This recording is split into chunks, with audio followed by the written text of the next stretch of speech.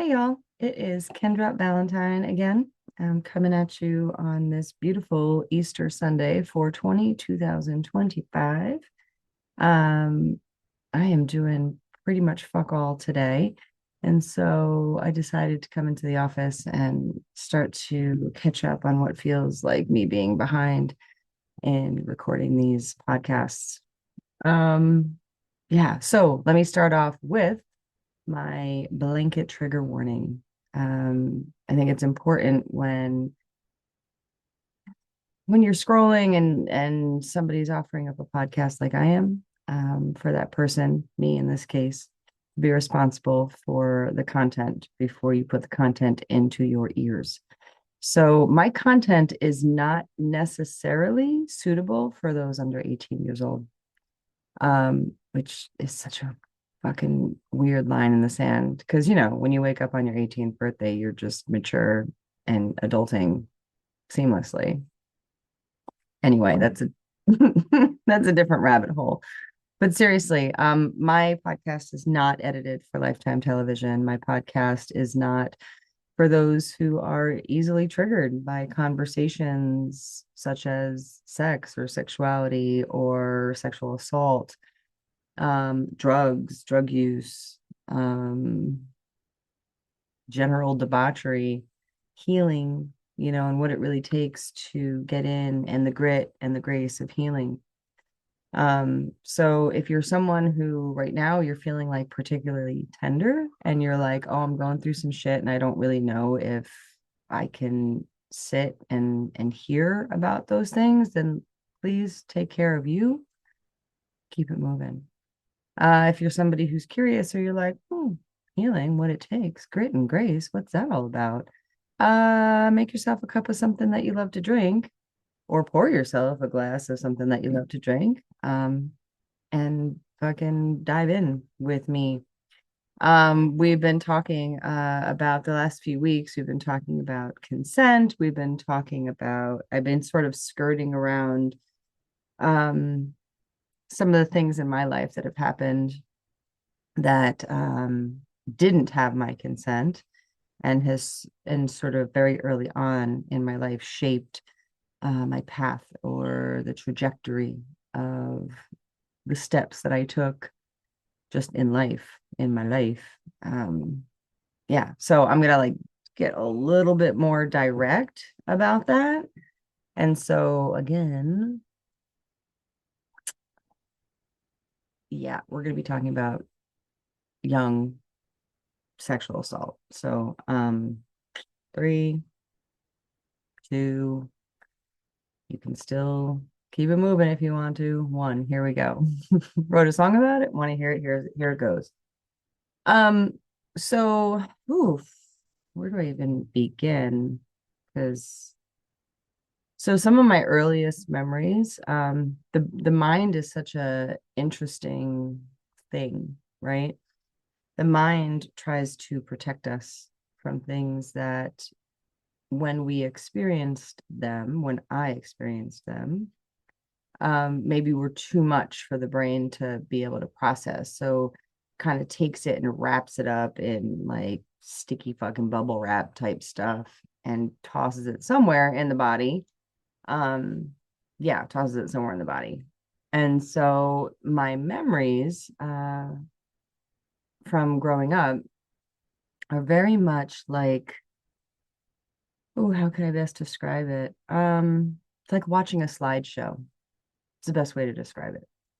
It's like here's a picture, and then I have to be like, ooh, what was happening around that picture? Very few, and not like it's not that like there's none, but very few of those pictures are animated in the way that like if you view life as like watching a movie, like the picture comes up, but in a movie you have this whole like what would lead up to that scene, the scene itself, and usually after the scene, like there's just a flow of things. That is not how it works for me in my head generally. Over the years when as I've done more healing, those slides have become more animated. For a long time in my life, they were just that still pictures of life, pictures of moments. So anyway, some of the so interesting to me how the brain chooses to operate. I'll just say that. So growing up, I was sexually assaulted by more than one person. But I think the earliest memory I have of that would have put me somewhere around 5-ish years old, 4 years old, 5 years old, six, seven, eight, like it continued. But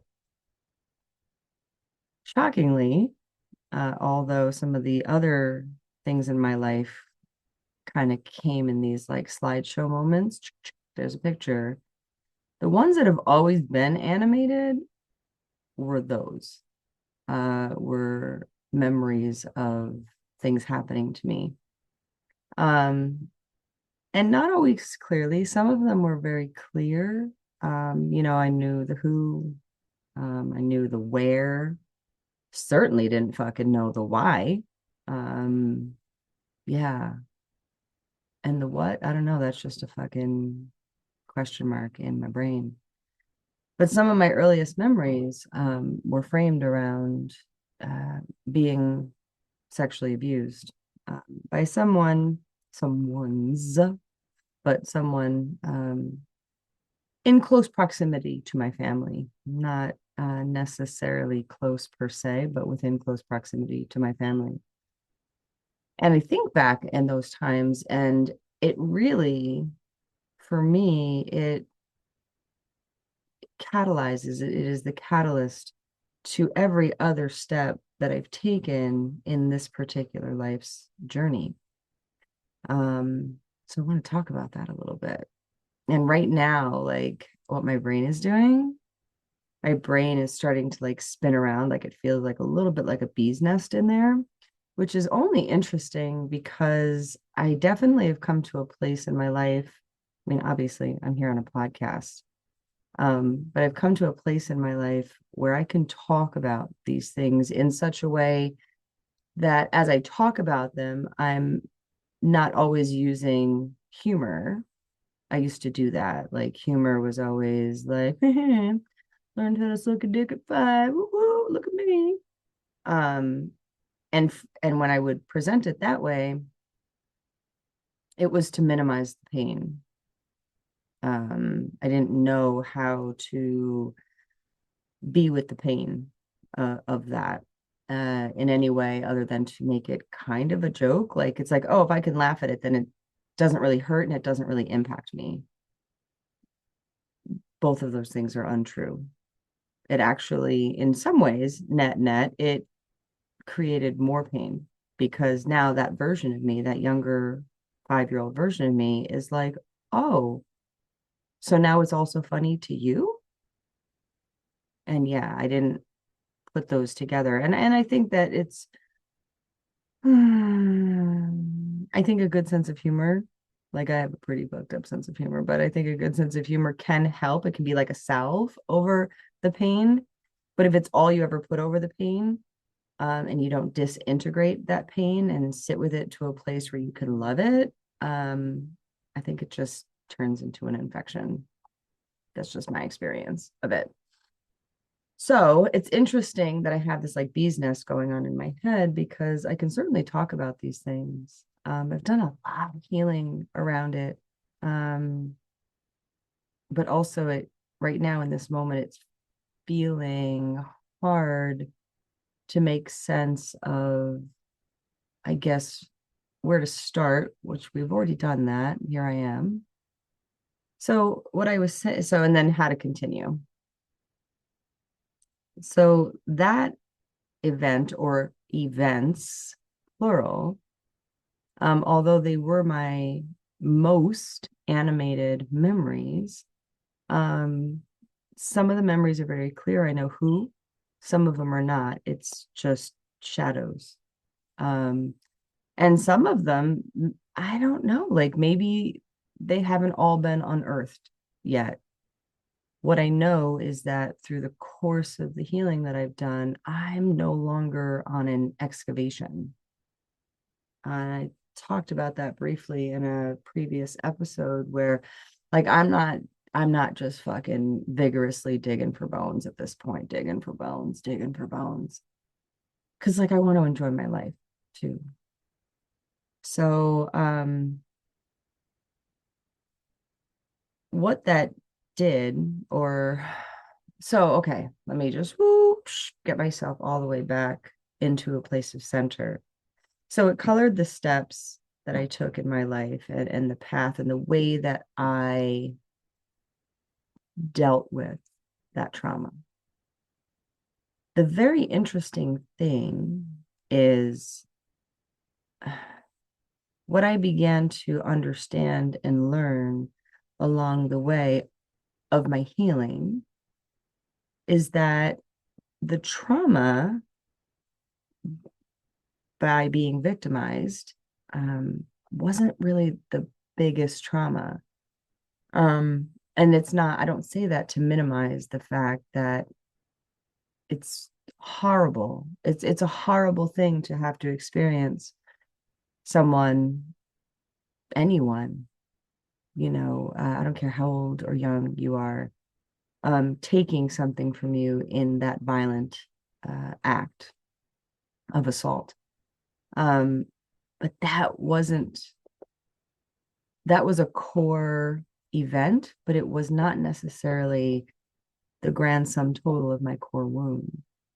So for me, what I began to realize through my healing processes is that every time that I made a decision to abandon myself toward being in a situation that I didn't have any business being in, and abandon myself by saying yes when I meant no, abandon myself by acting in different ways or anesthetizing myself in different ways because I didn't know how to heal or deal with that core event, which was the childhood assault, plural.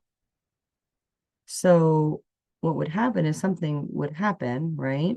And it would create another trauma, a sub trauma, like right.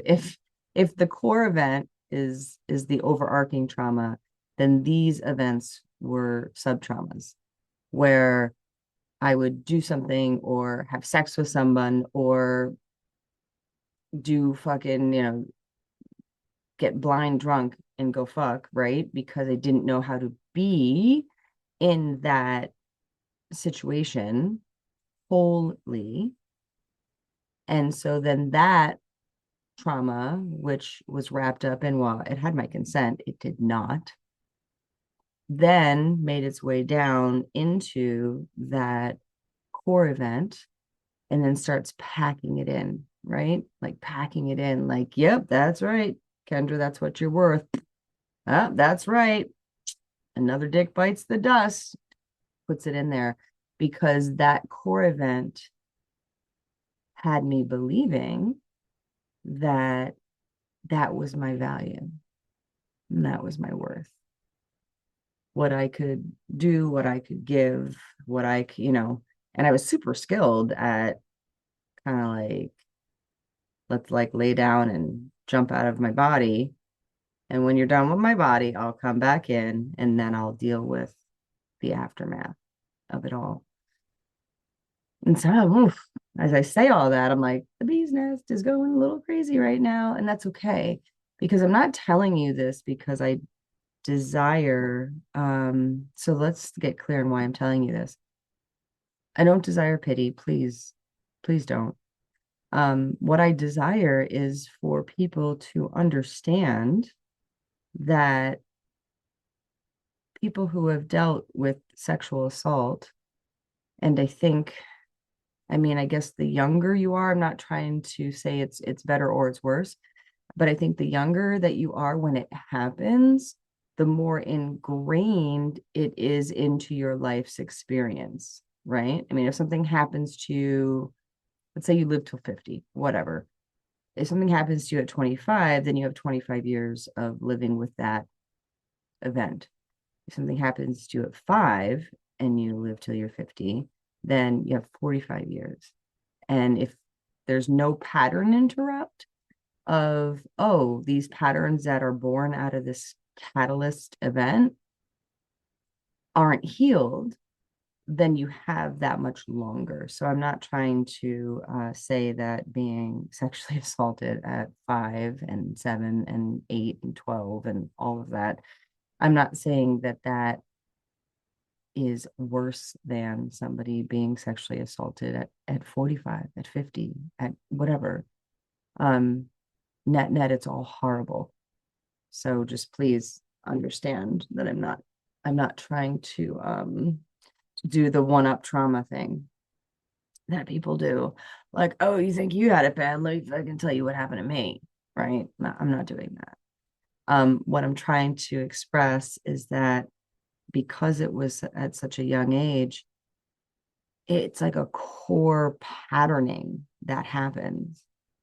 And I think we societally, my experience is that we societally will then re-traumatize, either intentionally or unintentionally, the person who experienced those things, because it's not unusual for somebody who's experienced sexual assault to be in situations where they're sexually assaulted multiple times. And I know this is true for me. I used to, and it's I don't know if it's hard to say it, but I definitely feel the residue of like, oh yeah, it's like tastes bad in my mouth. Where I'm like, oh yeah, I used to feel that way. I used to say those things. I used to think that way. I would hear about someone who, let's say, comes out and says, I was raped 5 times in my life.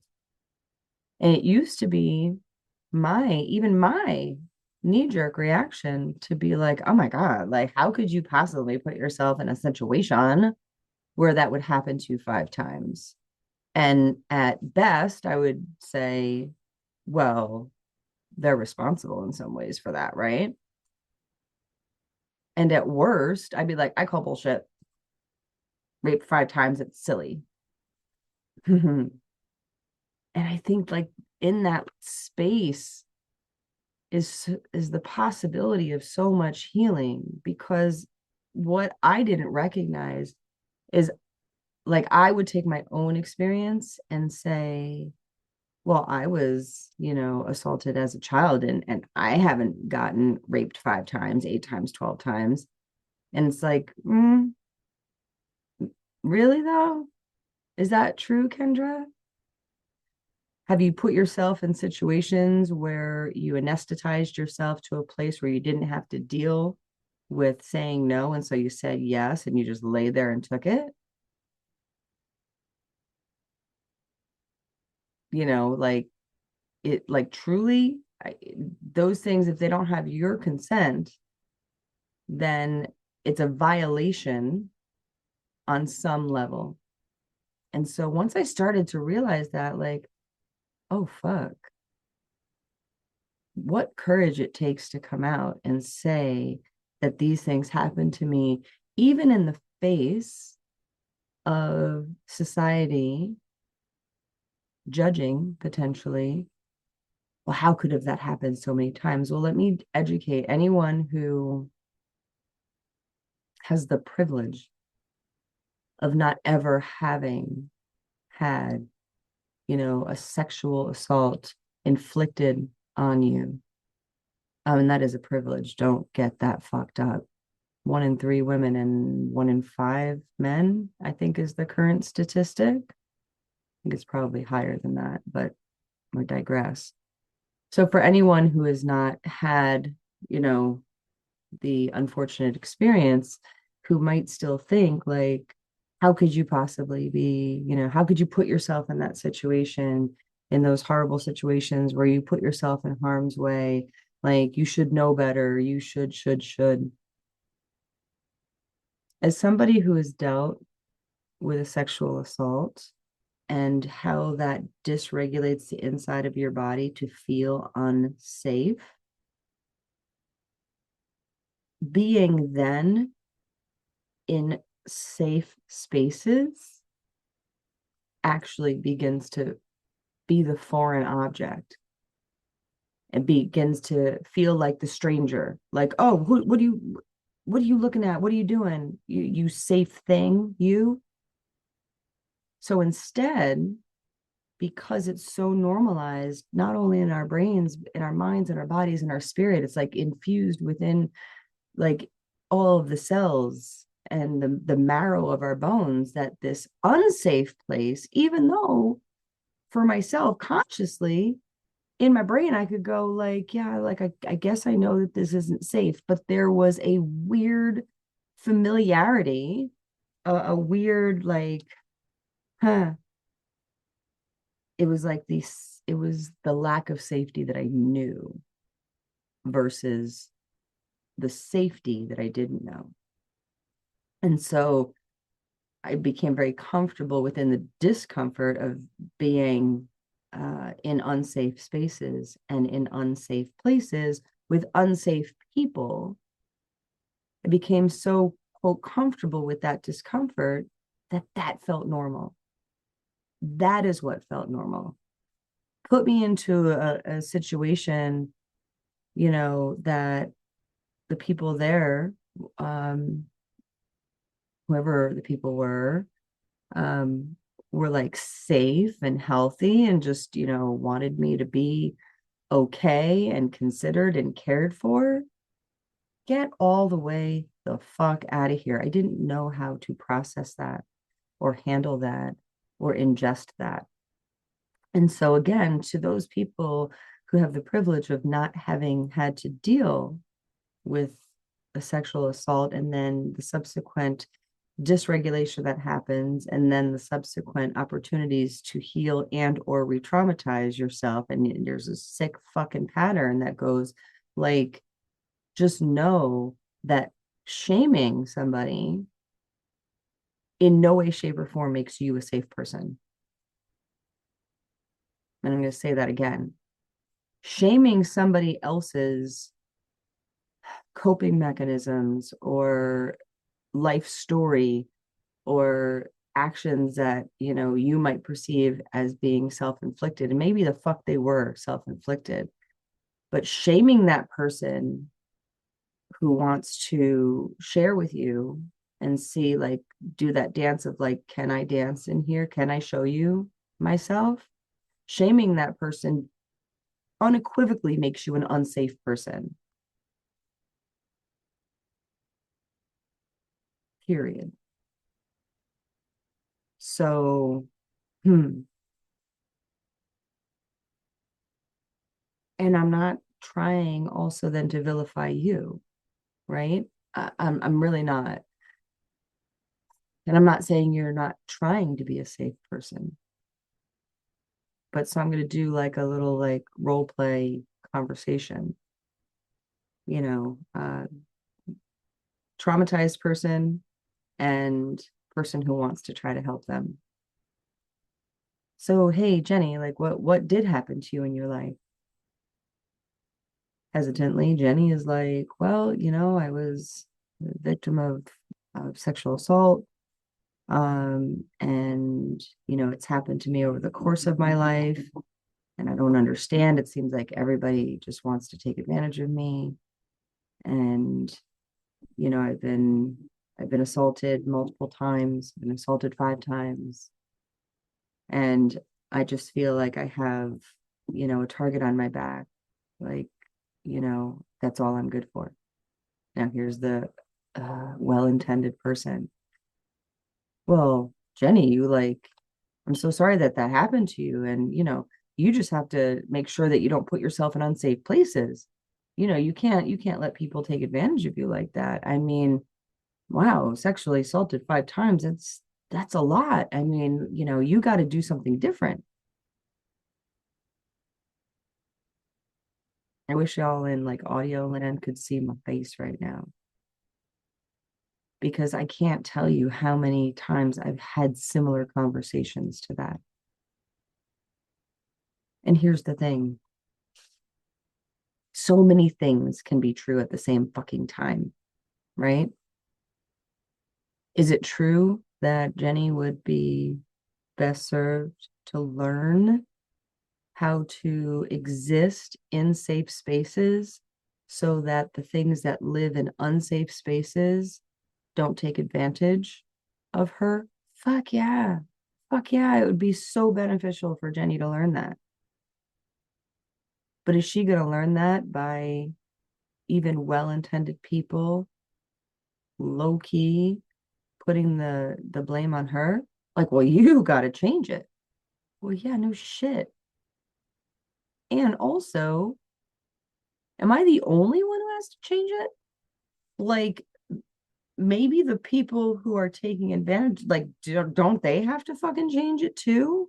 And so, although we can only control ourselves, saying something like that to somebody who's trying to open up to you then puts more weight on their back. And that catalyst analogy that I was giving earlier, where the sub traumas come and they pack onto and make that harder, like that does it as well. It's almost like telling Jenny or anyone, like, well, fuck, girl, like you got to do something different. And then this trauma is like, haha, fucking told you you're not worth more than that. This is all your fault.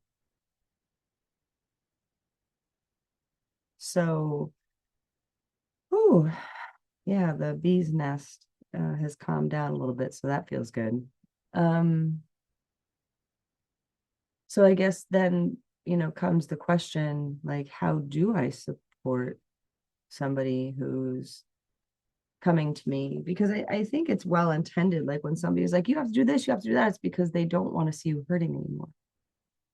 They don't want people to take advantage of you, right? Like, so I'm not even saying that these things are happening because somebody wants to minimize or vilify or what have you. I think sometimes humans just want to understand, like, why is this happening? Because when something like that is happening or has happened to somebody that you love, I think that there is an inherent feeling of helplessness.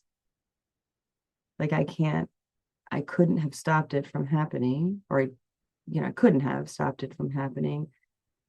I can't make the pain of it go away.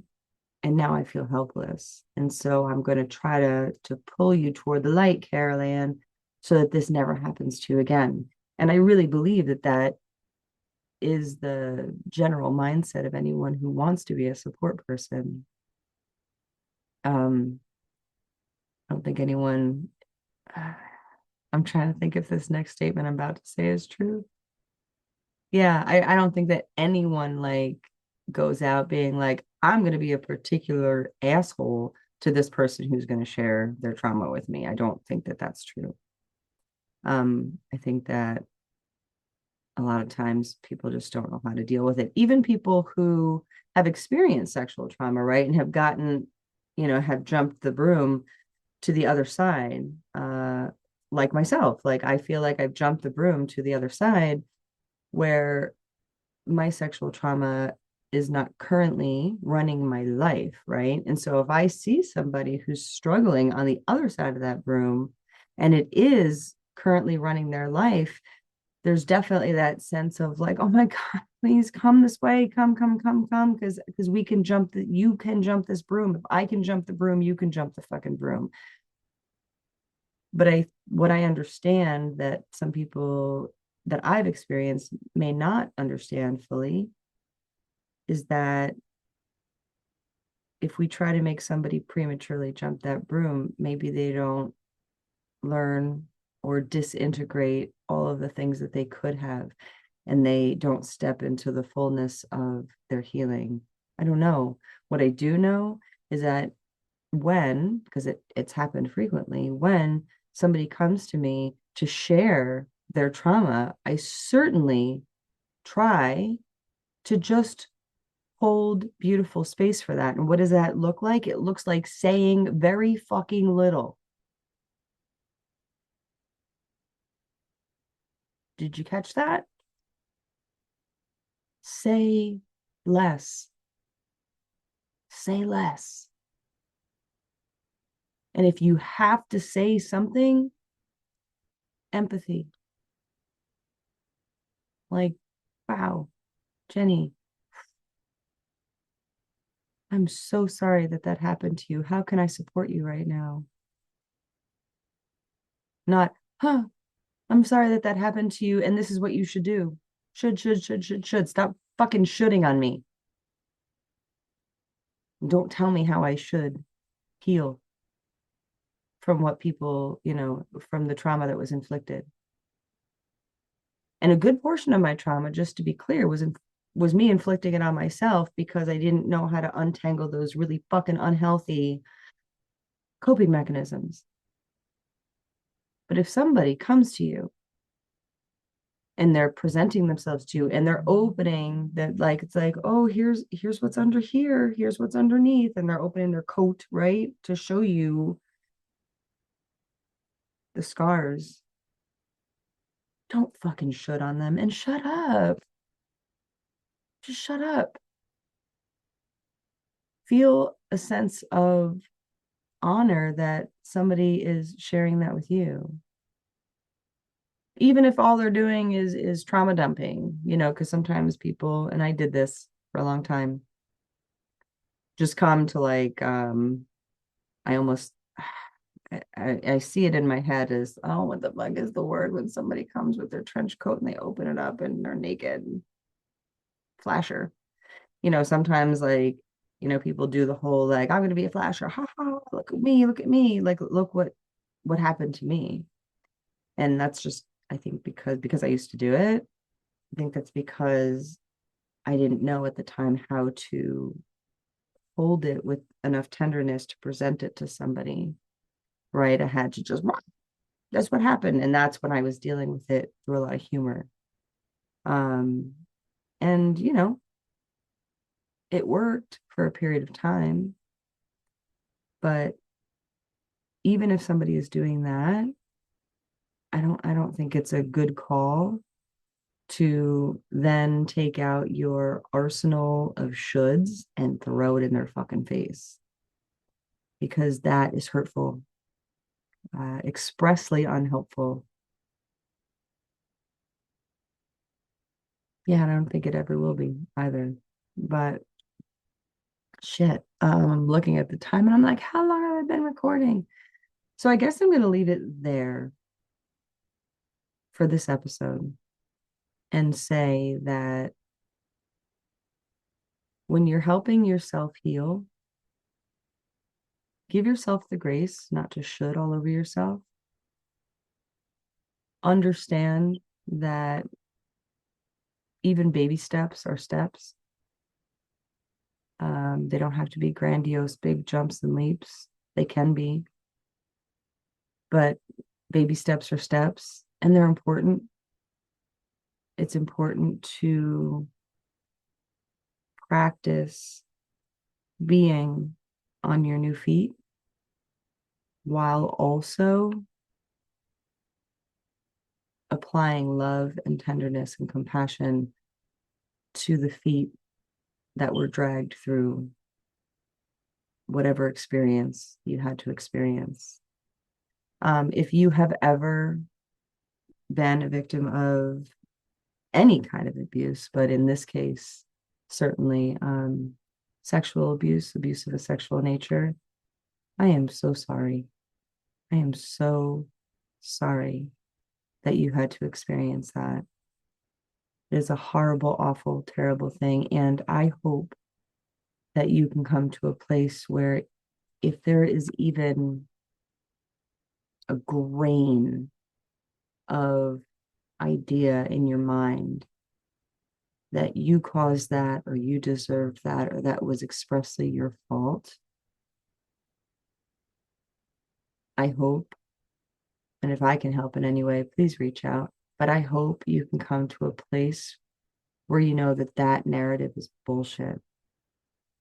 Even if you put yourself in an unsafe situation, as I have in many, many, many times in my life, that does not equate to the idea that something is your fault or that you deserved it.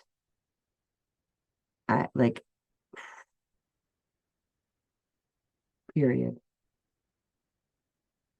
For my would-be support people out there, people who want to support someone through their journey of healing from traumas of that nature, as I said a few moments ago, and I'm going to say again, please sit down.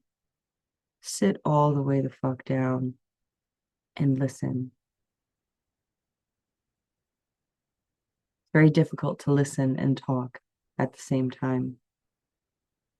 So if you really, really want to get a ticket to the inside of someone else's process, and you want to be a safe sounding board, confidant, spectator, cheerleader to that, stop talking and listen. I assure you that the person who experienced that trauma, they know what the fuck happened to them. You don't. They know what it feels like in their body to have to go through the healing processes. You don't. So if you want to be a support, sit down. Sit all the way down and listen. I love you guys. I hope you have a beautiful, beautiful Ostara, which is also known these days as Easter. Have a good one.